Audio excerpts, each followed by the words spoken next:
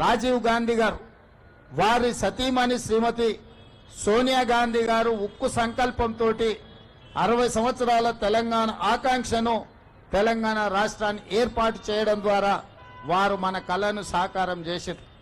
అంత గొప్ప స్ఫూర్తి ప్రదాత అయిన తెలంగాణ రాష్ట్రాన్ని ఇచ్చిన శ్రీమతి సోనియా గాంధీ గారికి భర్త, శ్రీమతి ఇందిరాగాంధీ గారికి పుత్రుడు, పండిత్ జవహర్లాల్ నెహ్రూ గారి మనమడు, ఈ దేశ ప్రధానమంత్రి రాజీవ్ గాంధీ గారి విగ్రహాన్ని సచివాలయం ముందు పెడితే కొంతమంది సన్నాసుల విగ్రహాన్ని తొలగిస్తామని ఈరోజు మాట్లాడుతున్నారు.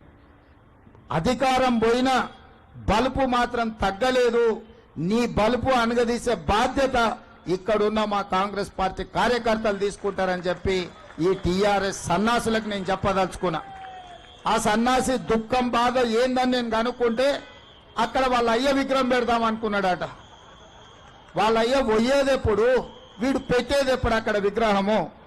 ఈ దేశానికి స్వతంత్రం తెచ్చిన కుటుంబము, ఈ దేశం కోసం 2 తరాలు ప్రాణాలు ఇచ్చిన కుటుంబము, ఈ తెలంగాణ రాష్ట్రాన్ని ఏర్పాటు చేసిన కుటుంబము సచివాలయం ముందు కోట్లాది ప్రజలకు స్ఫూర్తిగా అమరవీరుల స్తూపం పక్కన ఈ దేశం కోసం అమరుడైన శ్రీ రాజీవ్ గాంధీ గారి విగ్రహం పెట్టడం సముచితం.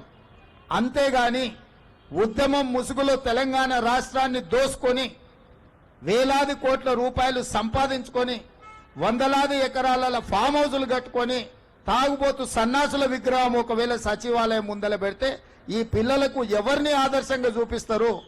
పొద్దున్నేస్తే రాత్రి వరకు తాగి ఫామ్ హౌస్ లో పొర్లాడే కేసీఆర్ విగ్రహం ఉండాలనా అక్కడ సచివాలయం ముందల? లేకపోతే దేశం కోసం ప్రాణత్యాగం చేసిన రాజీవ్ గాంధీ విగ్రహం ఉండాలన్నా? తెలంగాణ సమాజం ఆలోచన చేయాలి.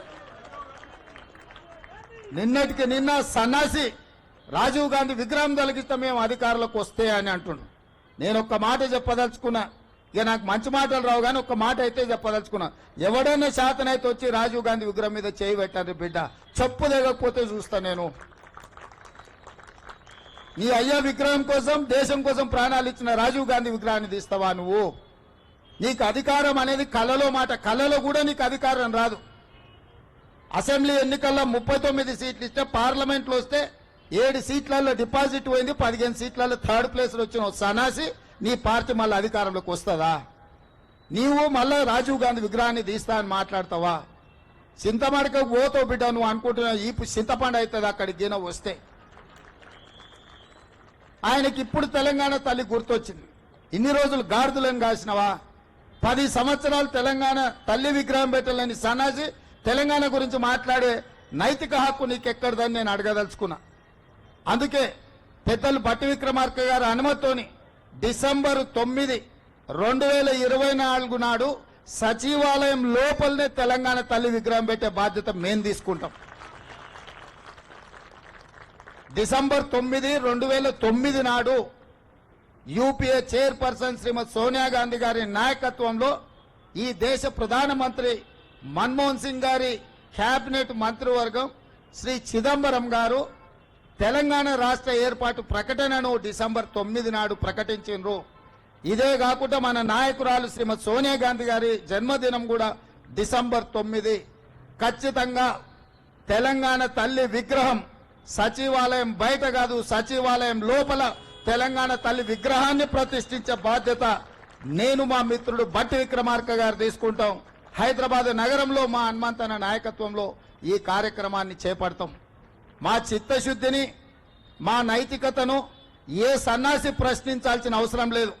మీలాక మేము తాగుబోతులం కాదు, రాత్రి కోటి పొద్దున కోటి మాట్లాడడానికి, లేకపోతే మాట్లాడింది మర్చిపోయి మళ్ళా కొత్తది మాట్లాడడానికి మేమెవరము మీలాంటి తాగుబోతు సన్నాసులం కాదని ఈ వేదిక మీద నుంచి నేను చెప్పదలుచుకున్నా. నువ్వు ఎప్పుడొస్తావు రాజీవ్ గాంధీ విగ్రహాన్ని తీయడానికి? తారీఖు చెప్పు, మా జగ్గాన్నకి చెప్తా, మా జగ్గాన్న వచ్చి అక్కడ ఉంటాడు. అప్పుడు తెలుస్తుంది బిడ్డ నీకు రాజీవ్ గాంధీ విగ్రహాన్ని ముట్టుకుంటే ఏమవుతుందో. అప్పుడు కానీ నీకు అర్థం కాదు.